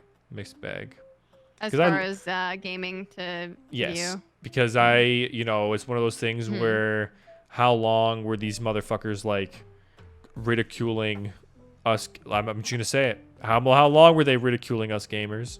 And now they see all the money that we make, especially during the pandemic, because of all the fucking shit. No one could do anything. Everyone turned to games. And now they're like, oh, we can turn that into viewing content for everyone. And then it's like, I'm, not trying to gatekeep, but if you're gonna do it, you better fucking make them all The Last of Us. Like they better all just be like that, and I'll be happy. Yeah. But if you fuck up, do it right, I'll be cheddar cheese, man. If there's passion behind it. Okay. Yeah, that's an interesting point, though. Remember? Yeah, when video games, were bad for you and they like caused violence and they were a waste of time and you're a low life. All that. One of those angry things. But Sonic 3 would be cool. I'm excited for that movie. Honestly, the third Sonic movie. Yeah, I haven't seen any of the Sonic movies. They're fun. They're fun too. Maybe. Yeah, that'll be fun. I don't know when the fuck that's coming out, but that was another video game movie that's kind of fun. Yeah, I'm kind of not amazing, but the camp that I do think like video game adaptations can, if they're done right, I think it's a great endeavor. Because it does obviously open it up to a lot more of an audience, right? Opens up that. That's like the whole point, right? And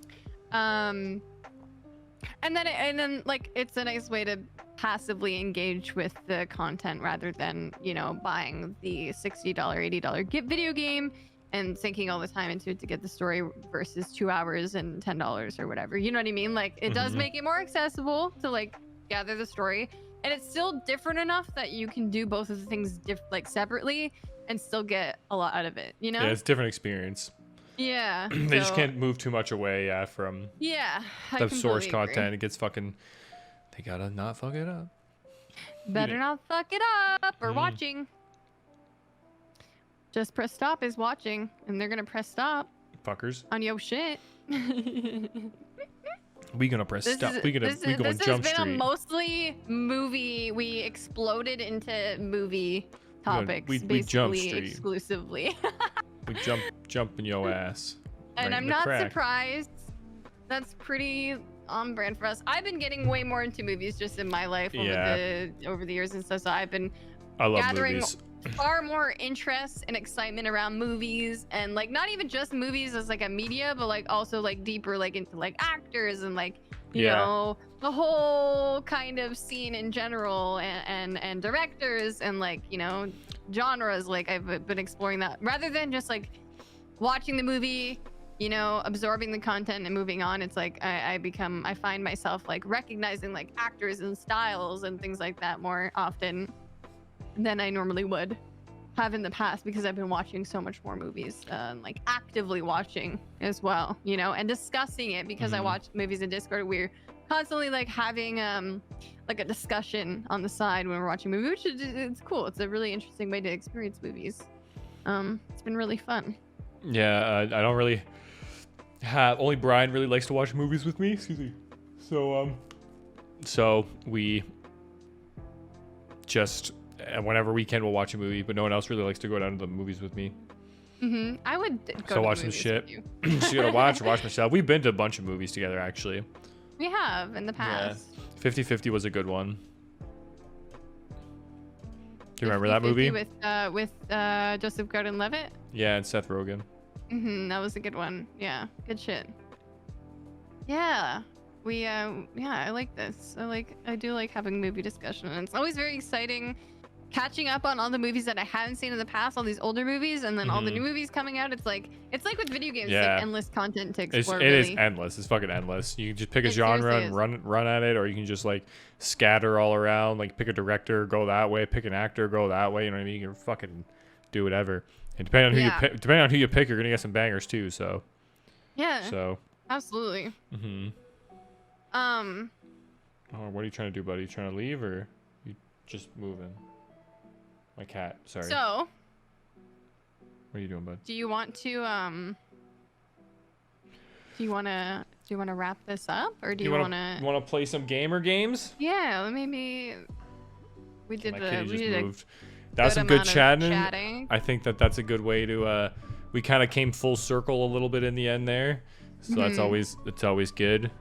I have more topics, so we could definitely do this again. Oh yeah, we'll definitely just have to do this again. I think this was a lot of fun. Yeah, this was fun. I hope you guys enjoyed it, chat, as well. I know it's a little bit different. It was mostly just us chatting, and I was definitely watching what you guys had to say, and I appreciated all of the chats, even though I couldn't directly respond to everyone. I appreciate you guys giving us your insight. Well, it's always fun. You just pop in some movies, and it's like, oh yeah, that movie or this movie or that movie, and it's always fun.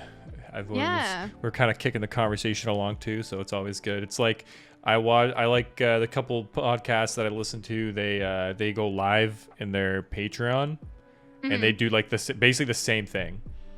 And they go live in their Patreon. They all share their cameras, and then they'll like randomly mention chat stuff, like kind of how, honestly, basically how we were doing it. Yeah, I think that's perfect. I loved that. Yeah. I liked this. We'll definitely have to do this again. Good shit. Yeah. Then I'll just post her to the tubes or to whatever, and that'll be fun. Yeah, we'll try and do this more often, and then if you guys happen to either miss it live or you want to catch it again, then you'll be able to grab that on YouTube. A full run of the pilot of season 2 of Just Press Stop, mainly our video game movie anime talk. Hell to the yes. Oh, we're crowning. Should I get my sword and do the same? Yes, you get knighted. You get knighted as a first-time subscriber to the Dark Legion. So, get double knighted. Ooh, you get knighted with one of these nice katanas.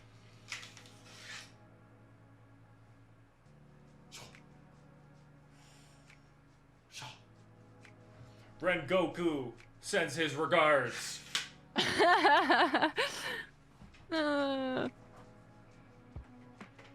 Gonna get stabbed. That was beautiful. Donut. I like how you have them all. You have them all hung up there. That's nice. Nice little stand. It's fun. I need. I want to buy another one because the bottom one is weird. It's like made of hockey pucks. Like that's like the material it's made out of. So it's like a plastic sword, but it's really fucking hard. This is the handle actually. I just took the handle off because it doesn't fit. So I want to buy another one to kind of replace that one, and then I can use that one as a defense weapon, as a blunt object. Yeah, your blade's sharpened. Well, that one would just be a blunt object. I just beat the shit out of you with it, and it would probably hurt because it can break concrete. And the other ones are pointy. Yeah, the other ones are pointy. With enough force, anything can be. Oh yeah, anything can be a blunt object. Blood, flesh. I mean. Yeah, I got some shit back there. I got some shit. I got some shit. Yeah, I want to get the real Leviathan axe. I have a yes. I have a cosplay one for now, so. It was fun to take pictures with. Yes. They turned out great. I doesn't say they turned out great. They did. They did turn out wonderful. This is by the way, this is the pit, Jacob. This is who did the photos for my album release, for all the cover art and the tracks on YouTube and stuff. He took all those photos because we do things. Awesome. Yeah, we'll definitely have to do more stuff like that. I love creating content with you. It's fun. Hell yeah. Yeah, it's fun. I get to. Yeah, just press stop. Season 2, episode 1. There you go. There you Good have pilot. it. Good shit. Thanks Thank for you. listening Thanks or for watching. reading. I guess everyone who's now listening, we recorded this live on Twitch at twitch.tv/VivaMinerva and twitch.tv/thepitlive. So come join us next time, whenever that happens. Probably like next month or something, because that would probably be good. We can figure some stuff out and get this set up a little cleaner. Absolutely. But I think this worked out. So this worked out, I think. This was the pilot. This is the test run. We didn't plan anything. We were just winging it as we do. But yeah, until next time. Thanks so much for tuning in. Beauty. Yeah. We need like a little intro exit jingle. Yeah.